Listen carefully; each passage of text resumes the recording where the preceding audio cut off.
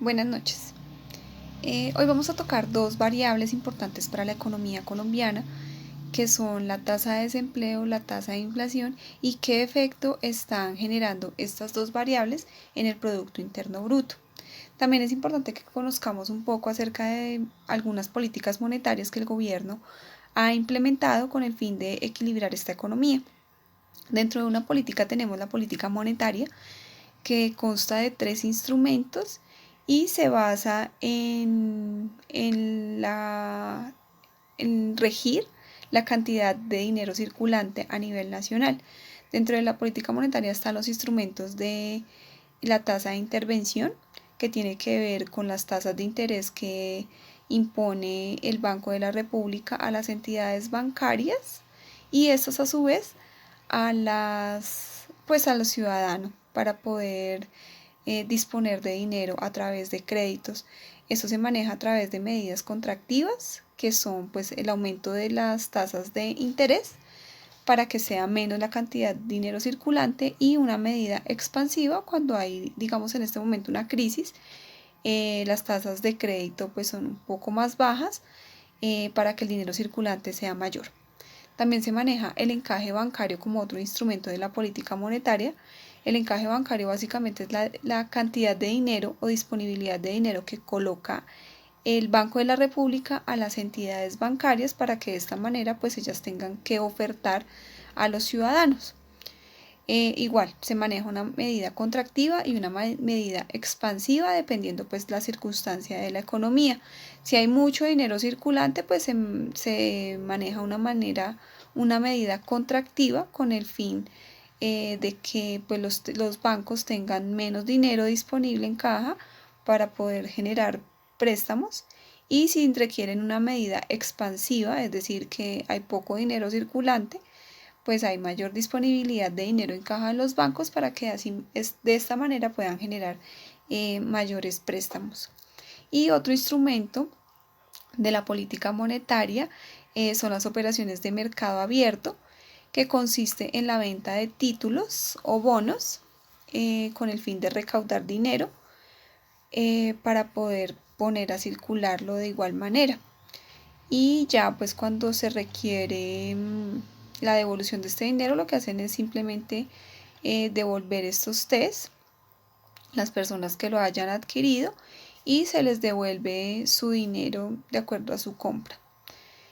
Y una política adicional que el gobierno también ha implementado es la política fiscal, que consiste en el recaudo a través de tributos, y de esta manera presupuestar este dinero para generar subsidios o gasto público. Dentro pues de los impuestos que tenemos está el impuesto de renta, IVA y demás pues tasas que se generan con el fin de este recaudo, que actualmente pues lo podemos o lo estamos tratando o lo estamos viviendo con la nueva reforma tributaria, que lo que quiere es generar mucha más tributo para poder cubrir un hueco fiscal, y de también pues aumentar la base en la cual se va a generar estos tributos. O sea, lo que se requiere es recaudar dinero para poder cubrir un hueco fiscal. Sin embargo, como tal, el fin de la política fiscal es de esos tributos poder generar unos subsidios para poder ayudar a la sociedad o menos favorecida. Digamos que con estas dos políticas vamos a poder ver o abarcar un poco más el tema de lo que está generando el desempleo y en qué podemos implementar estas dos políticas, tanto en el desempleo como en la inflación, que esto pues lo contará mis compañeros a continuación. En el caso de desempleo vemos que se dan variables directamente por dos causas, que puede ser coyuntural o estructural. En este caso, pues lo que se ve se está manejando es de carácter coyuntural, dado que el país se encuentra en una recesión económica que afecta directamente la demanda agregada. Para esta información tomamos estadísticas directamente del DANE, de los últimos 10 años, donde se nos reflejan las diferentes tasas porcentuales en el espacio de desempleo. Entonces decíamos que para el 2019 teníamos una tasa alta, estábamos en 11.8 puntos porcentuales, pero para el 2020, ya ingresando a la crisis que hemos tenido a nivel mundial por causa de la pandemia, tuvimos tasas demasiado altas. En marzo del 2020 teníamos 12.6 puntos porcentuales. En ese tiempo ingresamos ya a la cuarentena obligatoria, lo que detuvo la actividad económica. En abril ya teníamos una tasa mucho más alta del 19.8%. Y para mayo, que fue la más alta, la manejamos en el 21.4%. Cerramos el año del 2020 con una tasa del 12.2%. Ya para el año 2021, el DANE nos indica que en el mes de febrero teníamos una tasa de desempleo del 15.19, lo que significa un aumento de 3.7 puntos porcentuales del mismo año anterior. Recordemos que el desempleo afecta como tal la baja demanda, afecta la oferta, lo que conlleva al bajo nivel de producción y perjudica el flujo de dinero del país. En el caso de la inflación, según el Banco de la República, se define como un aumento sustancial, persistente y sostenible del nivel general de precios a través del tiempo.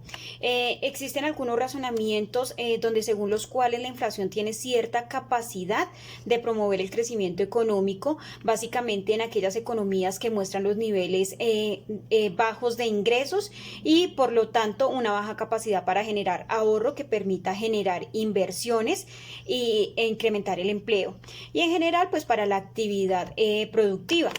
Para este estudio también tomamos los mismos 10 datos de las estadísticas del DANE, donde nos indica que la inflación para el 2015 tuvo un porcentaje muy alto, que está en el 6.77%.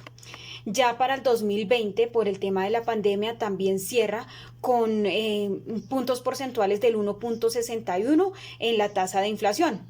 Ya según el DANE, para este primer trimestre del 2021, contamos con que la inflación está en el 1.51. Aunque para muchos esta situación es considerada como positiva, significa una reducción en el costo de vida y también pues hay riesgo de que se presente un fenómeno contrario como lo puede ser la deflación. Sin embargo, el Banco de la República indica que todavía hay un colchón por el cual no podemos llamar a esta situación deflación, sino todavía continuamos con inflación, con un porcentaje del 1.51 positivos en la estadística.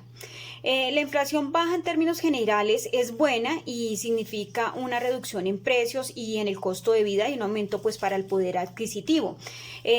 Además es uno de los propósitos del Banco de la República como autoridad monetaria de mantener una inflación estable y baja. Sin embargo, pues expertos indican que lo ideal es que sea estable y que para los bancos centrales trazan una meta, en el caso colombiano es del 3%. A partir de ahí lo que se busca es que el objetivo no desvíe ni para arriba ni para abajo la inflación. Pues no obstante, la pandemia trajo una fuerte caída en la actividad económica, ya que la demanda de los hogares está deprimida porque disminuyeron pues los ingresos.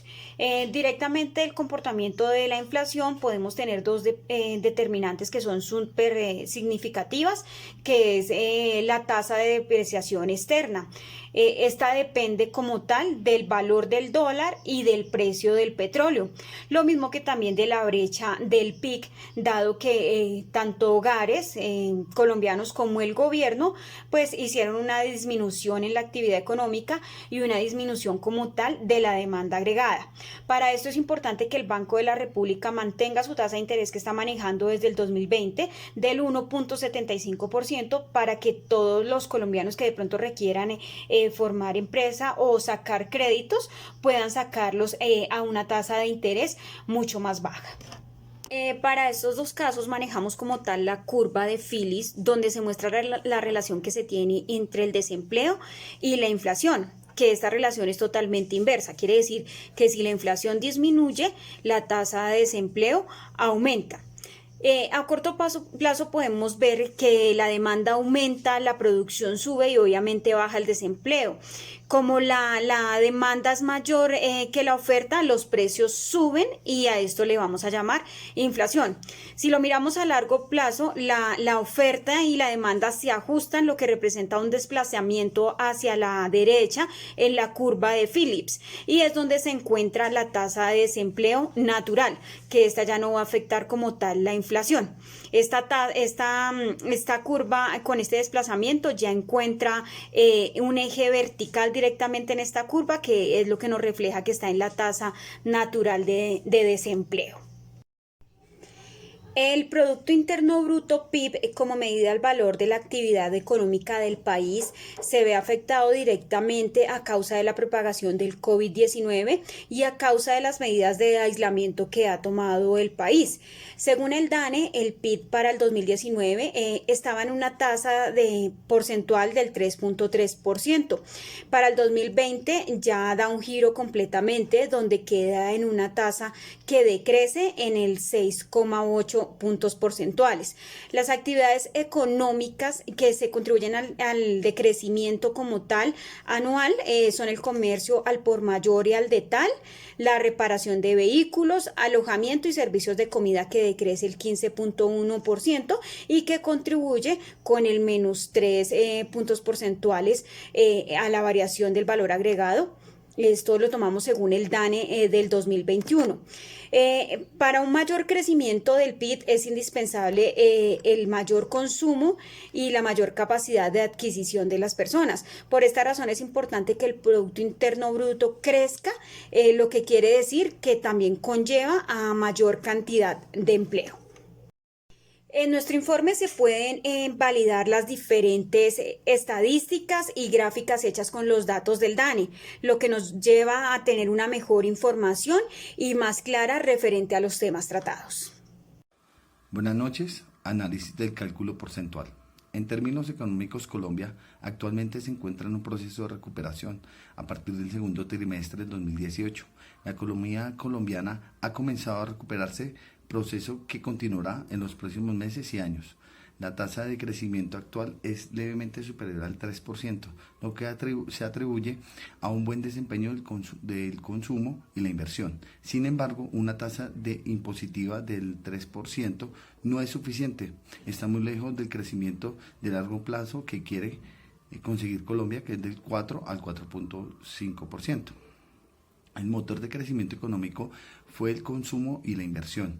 El consumo de los hogares aumentó del 3.6 en el 2018 y a un aumento del 4.7 al cierre del tercer trimestre del 2019. La inversión media en formación bruta capital fijó un paso del 0.8 en el 2018 a un 4.6 en el mismo periodo ya mencionado del 2019. Ese comportamiento inversor se explica por la confianza y los incentivos que mantienen en el país los inversores nacionales y extranjeros. En resumen, Colombia sigue siendo una de las economías prometedoras de la región. Las entradas de inversión extranjeras directas al país han mantenido un crecimiento este año, y la inversión extranjera directa en el sector petróleo y en otros sectores han aumentado a un 20%. El 2022 traerá grandes desafíos. Se debe consolidar la fase de recuperación iniciada en los últimos años y el país debe buscar un crecimiento del 4 o incluso a un 5%. Importante en esto sería implementar una estrategia de exportación sólida que debería permitirnos abrir nuevos mercados y diversificar nuestra canasta de exportaciones. Bueno, recomendaciones. El próximo gobierno debe promover el aumento del número de factores de producción y aumentar su productividad.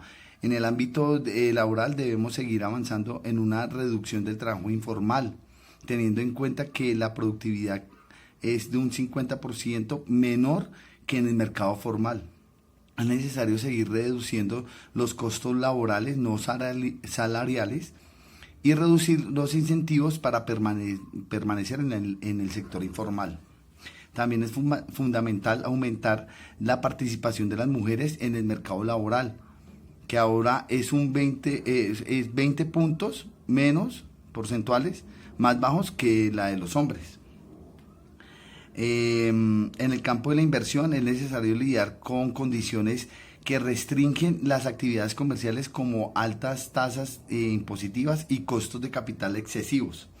Es imperativo perfeccionar una estrategia de atracción de inversión extranjera para aumentar su participación en la economía y diversificar el sector de destino.